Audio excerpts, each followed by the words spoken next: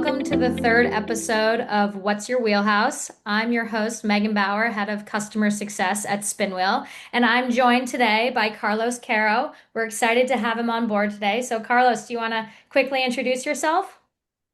Yeah, Megan, thanks for having me. Excited to be here on the show.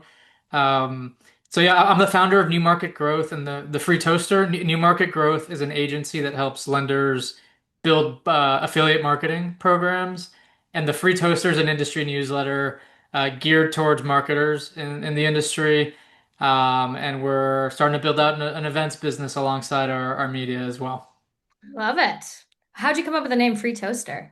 Free toast. That was my business partner Nick. So he proposed it in the very early days. It's been probably 2 years since he proposed it, and I immediately caught the reference. It was when banks used to like promote free toasters in like probably direct mail or Hmm. through branches. So like the way they would incentivize people to apply for products was free toasters was the incentive. Today it's miles and points and all this other stuff, but back then it was toaster. So it's kind of a vintage nod at where the industry started.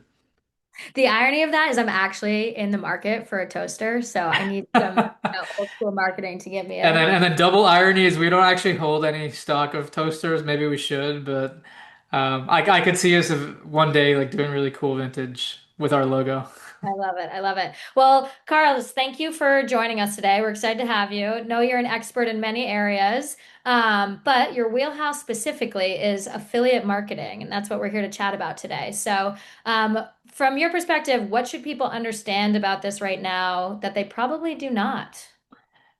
Oh, that's there's a lot to that question. I'll I'll first frame up what I see from like the macro side of things, and then I'll hit some kind of maybe things people should be thinking about that they usually don't. But from a high level perspective, banks and fintechs are spending $6 billion a year, and that's my estimate. There's no public there's no authority here. But I'll go look at public filings. So like what's Credit Karma saying, NerdWallet, LendingTree, etc. So there's a few public names that report out their revenues, and that's how I get a sense for how much banks spend in the category. But if you compare the 6 billion a year to the 2 billion a year happening in direct mail, which is probably another large category where banks spend money, so it's 3 times the size of direct mail. It's been steadily growing for the last 10 years. And reliably, for most lenders, it's a source of like really high ROI accounts.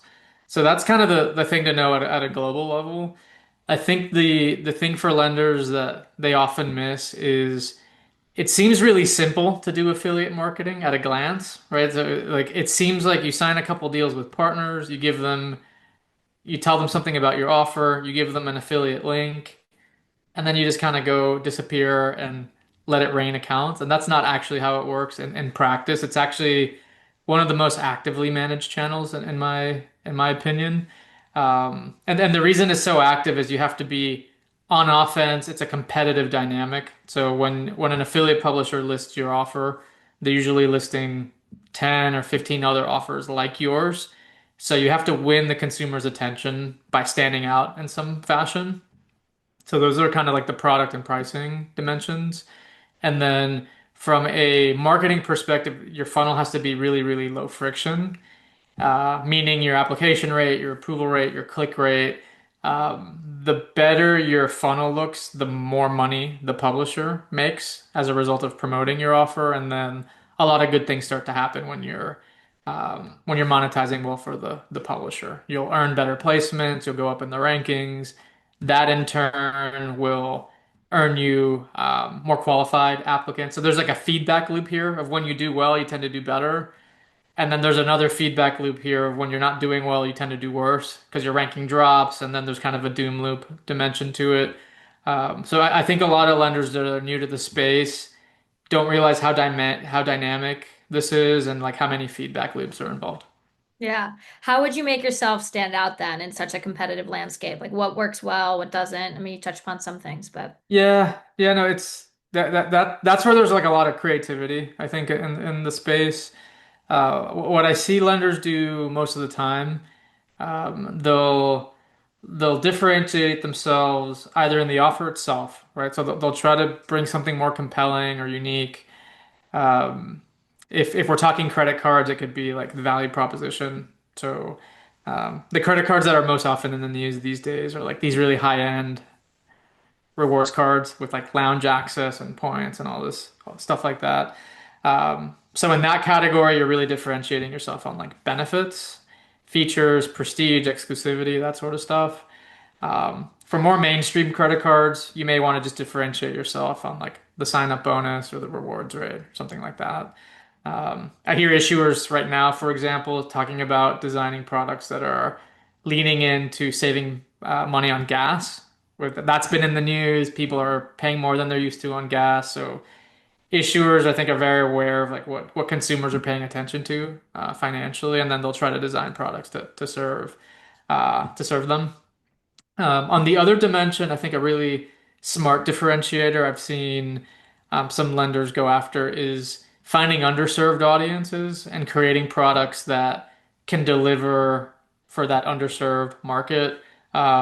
A really classic example of this is like people with low credit scores. So in the industry, like subprime users, um, about 20% of them, I would say, get access to unsecured offers. And we're talking FICOs between like 560 and 660. So if a lender can say for that remaining 80%, if they can say, well, I have like incremental data or I know something about that audience or I have something unique about my underwriting process that can help me bring unsecured lending to that audience, that's usually very attractive for the marketplaces because it helps them monetize inventory that they wouldn't have otherwise monetized. So it's usually one of those two things, like product or access, which I would call underwriting. Although the third option is just like have a plain vanilla thing, but just execute the crap out of it. Have everything be amazing, right? Your digital experience is amazing, your ad is amazing, and just kind of nailing all the fundamentals. Um, that doesn't feel like a differentiated strategy, but when you go out and you study what everyone's doing, it's actually fairly rare to see a lender that's just knocking it out on all those fronts. So that's an option for a bank that might just have like a plain vanilla type of product. Yeah, we call it the KISS method, right? Keep it Yeah. simple, you know? Yeah, no, that's it. It actually works. Yeah, I mean we deal with stuff like that all the time. Our whole goal is like reducing friction, right? And so your comment of it seems pretty simple and obvious, but it's not executed as either broadly or as well across the board, but it makes the experience so easy and like that's what brings people back at times. So totally. Yeah. Okay, do you think there's any like missed opportunities out there that people are ignoring? Maybe outside of the plain vanilla one? Oh, missed opportunities within the context of affiliate marketing or outside? Within the concept of affiliate marketing. Yeah, I mean the most common missed opportunity, and I would broadly categorize this. This probably lives a lot within like regional banks, credit unions, that category. I think that category underestimates how much work the channel could do for them. That they tend to assume that they can't compete against the Big Ten players. They tend to assume that if they get in these marketplaces, they're going to lose, that they're going to get adverse select. Um, and that's certainly a possibility if you don't execute well. So it's not that that's not possible, those kinds of outcomes. Um, but what they're not realizing is a lot of these platforms let you target based on first party data. So for example, if you're a regional bank, let's say your footprint's in like the Midwest. You're in Ohio and you're in some of the states in the Midwest.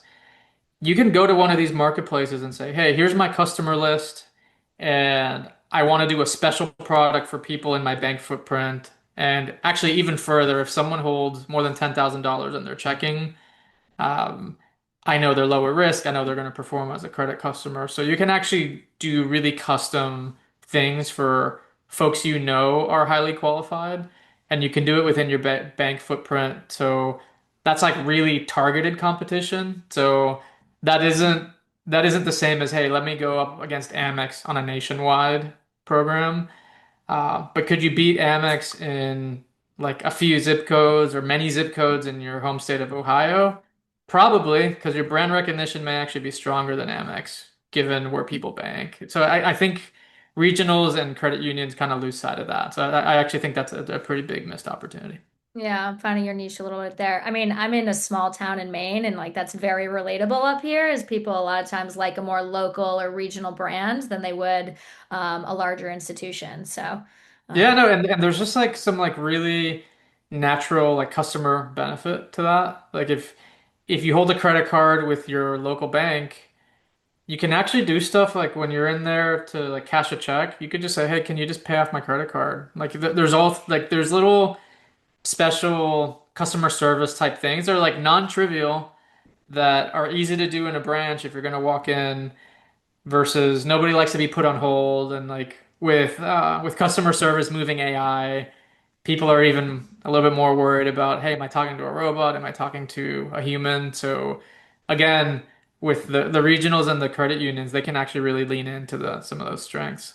yeah, yeah. A lot of times people also just want things to be resolved as like quickly as possible and as easy as possible. And so there's that luxury a little bit too, and you have that more personal connection sometimes. So. You kind of touched upon this a little bit, but in terms of maybe what people are maybe not getting wrong, but what are they not thinking about? But like, what do you think is the silliest thing you've heard about the affiliate marketing space? I hear a lot of silly things. The silly one of the sillier things I heard recently, and it's not the first time I've heard it. When someone tells me the channel doesn't work, I always just kind of chuckle. Um, it's like saying billboards don't work, TV ads don't work, newspaper ads don't like you could have that categorization at the high level. Um, or it's easy to think that if you tried it and it failed. But usually the reason something fails in affiliate marketing is the execution of the program. So if you go in and you have the wrong offer, the wrong funnel, the wrong underwriting, yes, that will fail with a high likelihood, but that doesn't mean the channel is bad. That means that specific execution of the channel was bad. But there are still lenders I find and I speak with that had a bad experience 3, 4, 5 years ago, and they actually don't even know the full details of how it was implemented. And then they come to me saying, "Oh yeah, we've tried marketing on name your favorite marketing platform, and that platform sucks. It doesn't work." And I always kind of I approach that with empathy because I've seen what that feels like. I've been behind programs that haven't worked. Um, but I guess what I'll leave lenders with that haven't tried this or have had bad experiences is that there's usually misses in the execution that led to that bad outcome. It usually wasn't the platform; it was like the specific implementation. So like I find that a little bit funny when I hear it. Yeah, kind of leaving some things on the table there too, if you're not willing to go back and try again or really Yeah. evaluate what went wrong, and how you could do better in the future. Because there's a lot of people who are probably using it highly effectively. So. Yeah, it's at $6 billion and it's growing, so it's probably working for somebody. Something's going right somewhere. Absolutely. Um, okay, so what's that's kind of the silliest thing. What are some of the biggest challenges that folks are facing with right now in the affiliate marketing space? So I th there's some evergreen challenges I would say. The evergreen challenges are like model alignment, so making sure the model you underwrite with on the back end. So like when you run a hard inquiry, it's the same model you're using on the front end when you initially select who's going to see the ad. So that's really important. That's an evergreen problem. That probably never goes away. Maybe AI helps a little bit over time. Um, what other evergreen problems do I see? Application experiences. And Megan, I hope this one, I know Spinwheel thinks about this one a lot, but I still see way too much friction in these funnels. Like people are asking for more information than they need. And when I say people, I mean lenders. They're asking for um, documents they don't necessarily need. They're asking questions they don't necessarily need. And it just create like the more steps, the more drop off usually is what I find. So that tends to be an evergreen problem.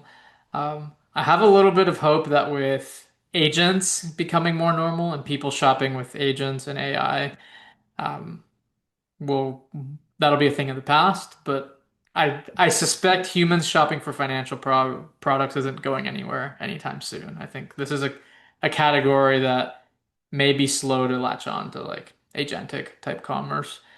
Um, I think brand questions are always a challenge. Specifically right now, I think that like a really relevant challenge people are facing is how they deal with the search channel because it's just changing so fast. So you see this show up with like NerdWallet when they talk about their earnings. They're a public company. They're always commenting on their headwinds, what's going well, and their card business, for example, it's been down 50% since the peak about 2 years ago. And a big reason for that is search volumes are way down. So they relied on like Google Blue Link traffic. So people would search like best rewards card, they would see a NerdWallet article, they would click through, and once they're on the article, they could like refer to different lenders. So that they had kind of this arbitrage on SEO for many, many years. And that's a thing of the past. Like now people are going into Claude and ChatGPT, asking their specific question, getting answers and leaving, right? They're not having to click through to go to any website. So that affiliate marketing move is kind of a thing of the past. It might be replaced by another one in the LLMs. But I know the publishers are really struggling with that right now. And from a lender side, it's just getting more and more competitive in search because what's happening is the publishers that used to get traffic through SEO are now going to SEM to buy back the traffic that they lost. So now it's like the publishers and the lenders like bidding against each other in that auction. And two problems there. The auction's smaller because there's fewer people searching in Google. So smaller pool and the per click prices have gone up materially. So like now the ROIs of the channel have come down on a unit basis. So it's kind of a double whammy there in search. And I think the industry is still adjusting to that. Do you have any, insights into what an alternative is or where that will go to, how it will evolve and change if search is a thing of the past? Yeah, no, I think no one's gonna stop searching on the internet. So I don't think search is dead per se as like a consumer behavior. I think it's just changing. Like um, designing websites so that your blue link ranks on like the top 10 on page one of Google. I think that's the thing that's over and that's misguided. Um, but there will never be a lack of demand for great content, for great brands. The way those brands will get discovered, I think, will change. So you're gonna have to figure out how to convince the LLMs to surface your stuff. But I don't think that's anything different than just like marketing fundamentals, right? Like put good content out there, help people have great testimonials, have great, um, you know, social media presence. I think all these things probably do play out to the outcome of being discovered in the LLMs. But I think the thing many lenders haven't done that I would encourage them all to do is to build first party media. And I think that's something I see many lenders not used to investing in. So they're used to buying ads probably in mail, search, and affiliates. Those are probably the main channels. A little bit of social too, like Facebook, etc. Now they're gonna have to learn how to build their own newsletter, how to build their own YouTube channels, how to build their own potentially TV shows. I don't quite exactly know what that mix should be from a lender's first party content, but I don't see a ton of brands that really lean heavy into first party content, and I suspect in the future it's going to be more important. Sorry, I don't have anything to say about that. Pause and we'll start up again. Um, okay, so you touched upon this a little bit, Carlos, with talking about agents in the past, and two things. One, people will probably be adopting them more, but you also don't see like the consumers not necessarily searching for things on their own or looking stuff up, or kind of fully giving up that financial control, if you will, to an agent, right? But how do you see AI changing the area of this business, not just like in theory, but in practice? Yeah, there's one particular thing I've kind of dawned on me really recently, and it's combining. I actually wrote about it in our newsletter. So If you haven't checked out our newsletter, it's at thefreetoaster.com that you can find the article. But basically, where we were, Yeah. what we were, yeah, product plug, might as well drop it in, right? Love it. Um, the idea was there was a headline probably 2 weeks ago where ChatGPT announced that they're gonna for their pro users. So these are folks that spend I think $200 plus on the paid service. They're gonna allow people to pull in all their bank transactions through Plaid. So all your card transactions, all your bank transactions. So you can basically ingest them into the LLM, and then the LLM can help you with whatever, right? Person like help me with budgeting. How much did I spend on gas last month?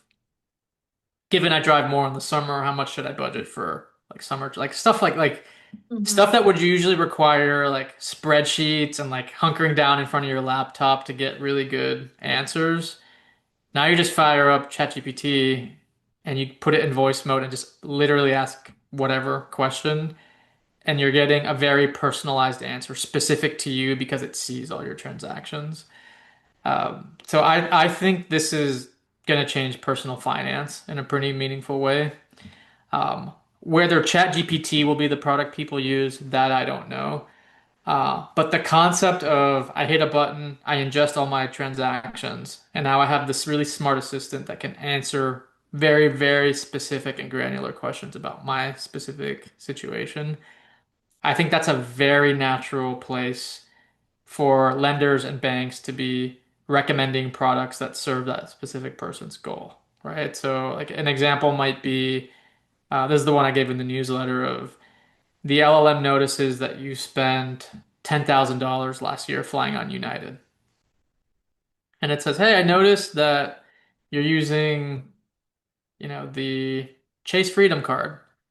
Did you know if you used the United card, you'd be earning this many more rewards and this much more status, and this like really makes sense if you're going to continue to travel at this level or more." Or and the consumer's like, "Oh, that's actually makes a lot of sense." And then the engine goes a little bit further and says, "And because I know a lot about you, and because I'm tapped into other lenders, um, I happen to know if you applied for that product, you would be approved. Do you want that card?"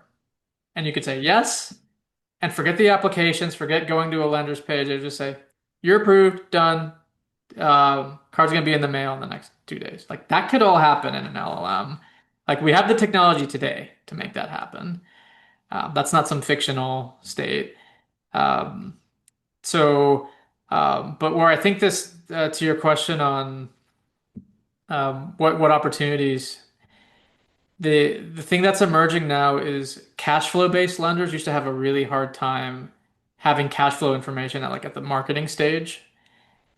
So like the old model for cash flow based lenders, they have to serve an ad in a market, like say in a Credit Karma, customer would click through, and then in the application page they'd have to ask the customer, "Hey, can you link Plaid so I can run underwriting?" That's just a lot of friction. For a consumer to give you Plaid at that point in the funnel, it requires a lot of trust. It's usually the drop-off rates are extremely high.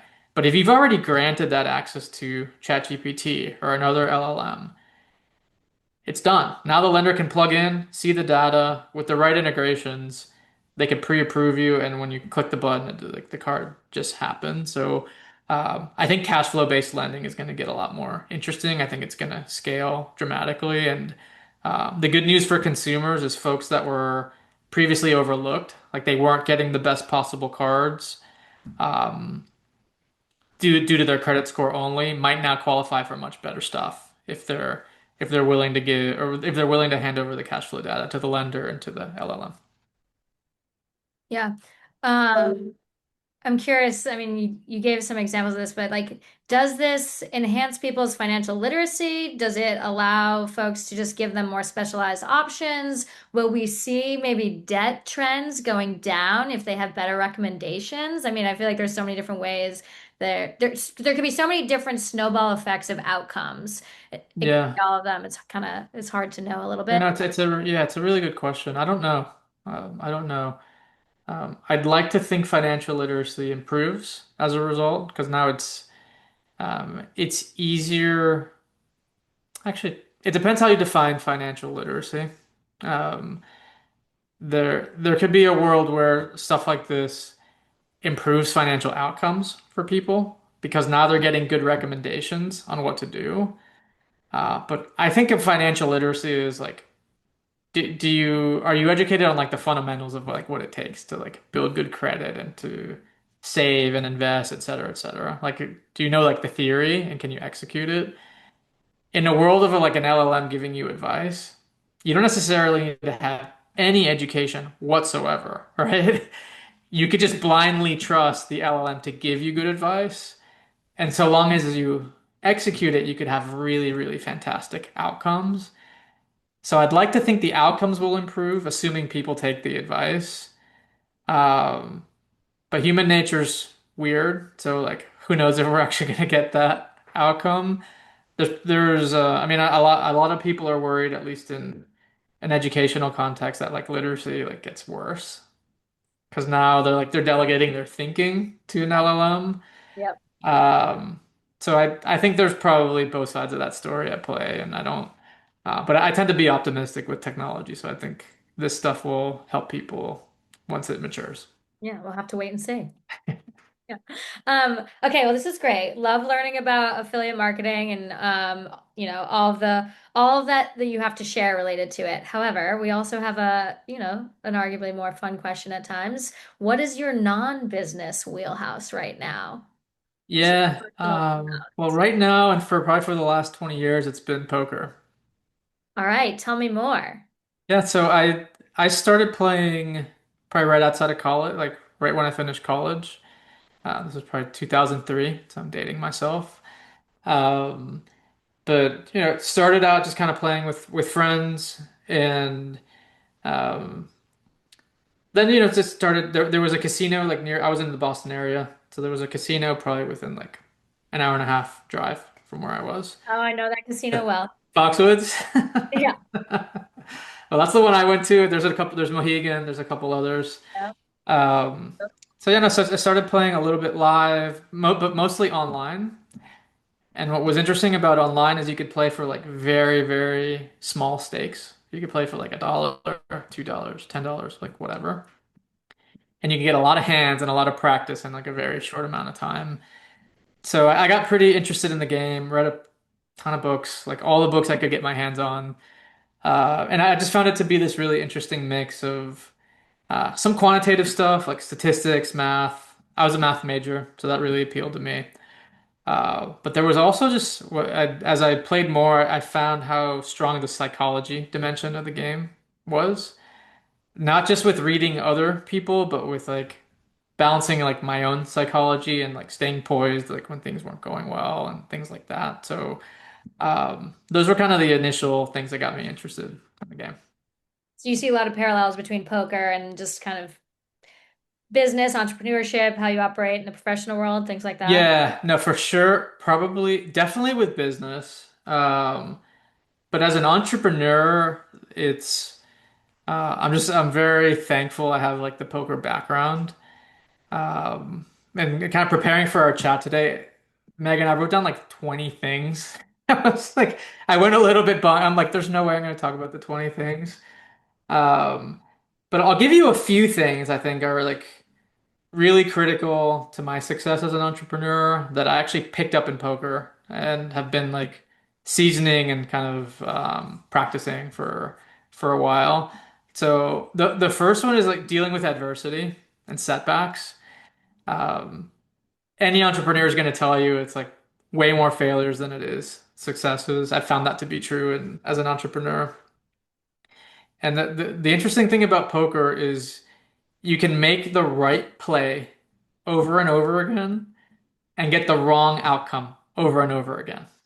It's a very cruel game. Vicious. If you've ever watched it on TV, you know probably what I'm talking about here.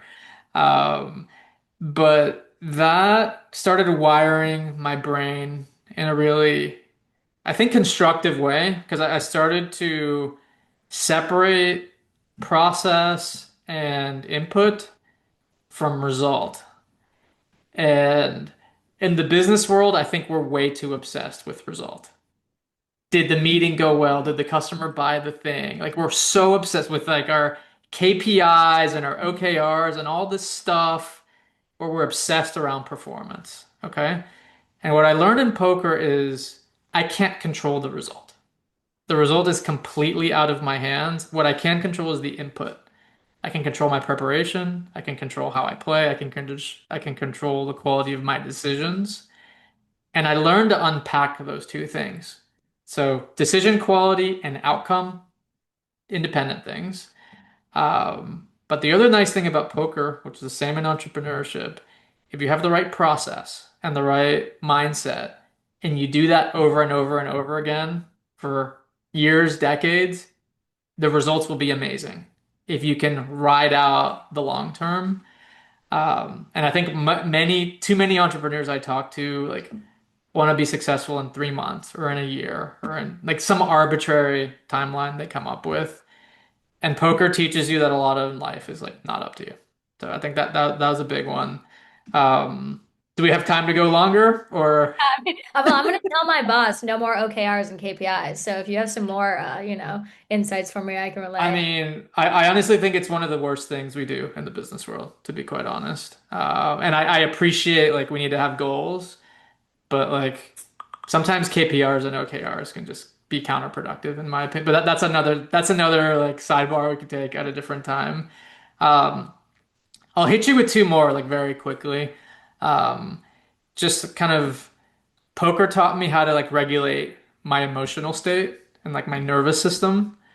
And I was able to quickly figure out over time that the number one factor in whether or not I was going to win was like how regulated I was at the table. Like how chill and calm and cool could I be? Even when things were just going like couldn't have been going like more crap, right? Like everything's going against me, nothing's working. Those are the moments where you just kind of need to chill and remember that if you let what's happening and right in front of you affect your decision making, things will get worse, not better. So that's like to me, it's like I always think when I play poker, I always view it as I'm training my nervous system. And I don't hope for things to go bad, but when they do, that's when you really get your training. That's when you put in your reps. Because then you get to test yourself, like, can I still make the same quality decision when I'm not feeling good as I am when I'm feeling good? And that's 100% relevant in entrepreneurship. Like it's just you're tested probably every week, every month, something goes bad, and then well, how do you react to that? Right? Can you still make a high quality decision in the face of adversity? So that was a big one for me personally. And then the last one is just so much of the success in the game is your prep off the table. And you would think this is about like studying the game and the strategies and like things like that. And oddly, a lot of it's like, how well do you sleep? How well do you eat? How centered and calm and focused are you? That's all off-table prep. Because if you're not well rested and you're not well fed and you're not feeling good, it all manifests into, because it's like a very, um, at least for me, I find it to be very like cognitively demanding, the game. And if I'm not physically in my best form, I see the difference in my results because like and the way I know that is I'll write what I did in like a given big situation. It's like while it's fresh, I'll do like a voice memo or I'll write it down. And then when I'm really feeling good the next day, I'm sharp and I'll look at what I did. I'm like, what? How on earth did I play that situation? And that like you can just very clearly see the difference, like what you would have done had you been more rested. So, and I think that same thing applies to business. Okay, you're giving me so many good tidbits, but I'm gonna ask you one final question. Like, as a novice, as someone who has never played poker, definitely Yeah. not professionally, I know how to play to a basic extent, but like, what's your Yeah. one piece of advice for a new person getting into poker? Oh, new, like brand new to the game? Yeah. Okay. Brand new to the game, I would say what like the biggest failure mode for most new players is they play too many hands. So let's say we're talking no limit hold'em. Yeah. No limit hold'em, I would like there are certain charts you can look at that say, hey, for this level of game, let's say it's 8 players at the table. That's pretty normal in like a casino environment. Like when you're in the first position to the left of the blinds, like you should be playing very, very tight. Probably like the top 5% of hands, like pair of nines plus, ace jack suited plus, like stuff like that. By the time you get to the button and it's folded to you, you're probably playing like 45% of hands.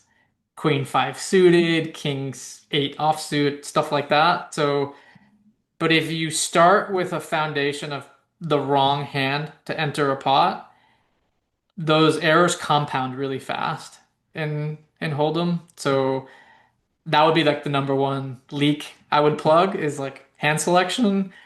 And then probably the number two one is like player profiling. Like having a really good archetype for who's in the hand with you and what their most common like mistakes are. Like do they fold too much? Do they call too much? Like what's the thing they do too much of?